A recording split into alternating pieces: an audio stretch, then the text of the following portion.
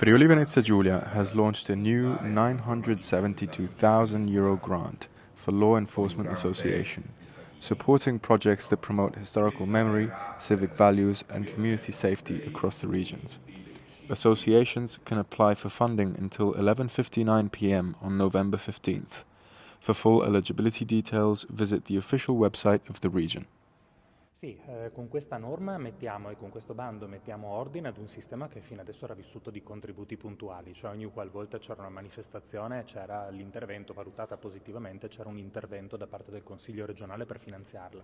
Adesso c'è una legge quadro che finanzia tutte quelle attività delle associazioni combattentistiche d'arma, ma non solo, perché in realtà in questa norma abbiamo inserito anche le associazioni del Corpo Forestale, delle Forze dell'Ordine, dei Vigili del Fuoco e della Polizia locali, per tutte quelle attività tradizionali, ma anche per incentivarle a fare ulteriori attività a favore della nostra comunità. Mi piace ricordare per esempio che un punto specifico del bando riguarda gli interventi a favore della promozione della cultura e della legalità, quindi un aiuto ulteriore per insegnare in particolare ai nostri ragazzi quella che è la cultura, quelli che sono i valori che tradizionalmente portano avanti, ma che da volontari magari non spesso sono riusciti a portare nelle scuole o nelle nostre piazze, ma è anche un modo per ringraziarli per tutto il lavoro da volontari che fanno.